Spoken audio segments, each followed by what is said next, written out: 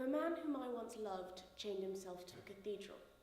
The pillar was inside the cathedral, so I suppose not all reason had left him. Cathedrals, mosques, and all houses of faith are open, free and safe.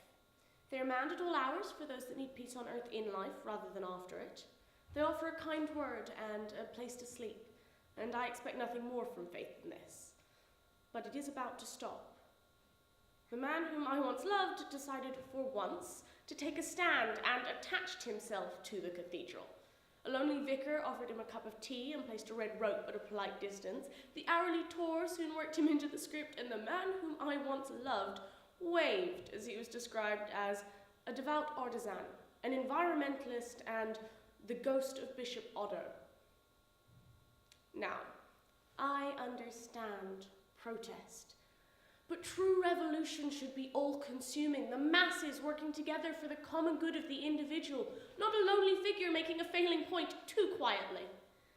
To pay to enter a house of worship would make its theology invalid. I agree with the point. But I found I cared more for the building than I do the man. The font, a huge stone monstrosity, faced the pillar where the man whom I once loved had chained himself, and to avoid his eye, I found myself fixating on it. It must scare the hell out of those poor souls dipped in it for their own protection. To enter the world in such an extreme place. Perhaps out of sentimentality and the coldness of my choice, I would have returned to the cathedral. Choosing yourself over one inside you is never easy. But I cannot say I regret my choice. My humanity was not weakened as I destroyed a potential other. I regret that the man whom I once loved stayed, and in a moment of allowable weakness, I told him of my action. He cried. Simple tears. I watched him weep at his lack of control over my body. The man whom I once loved, his infatuation with my cathedral came out of the blue. This closing of faith's doors was a great wrongdoing done personally to him, no one else, my own love of the building and my hurt when unnoticed in his loud reactions.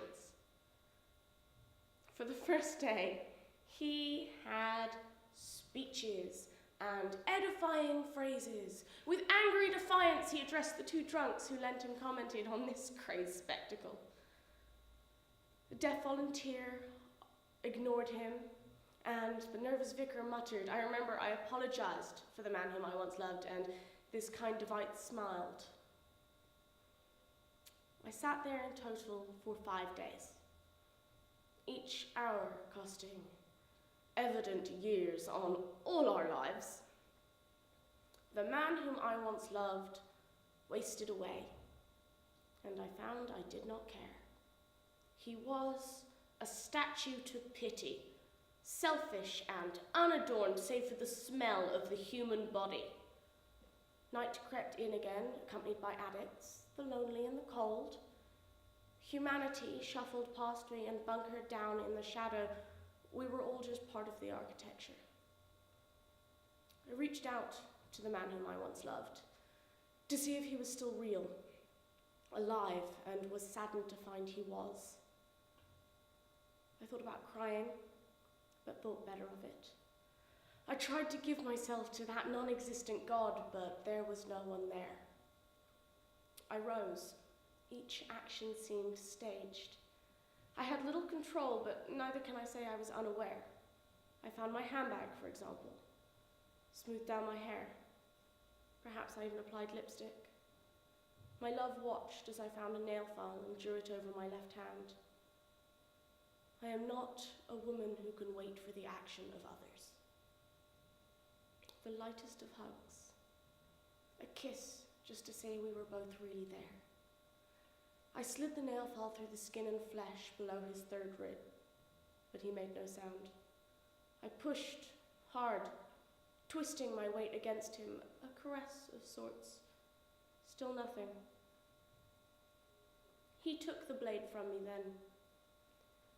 reaching inside himself to remove my hand. The man whom I once loved was dying slowly and in silence. After what seemed like an appropriate amount of time, I walked away.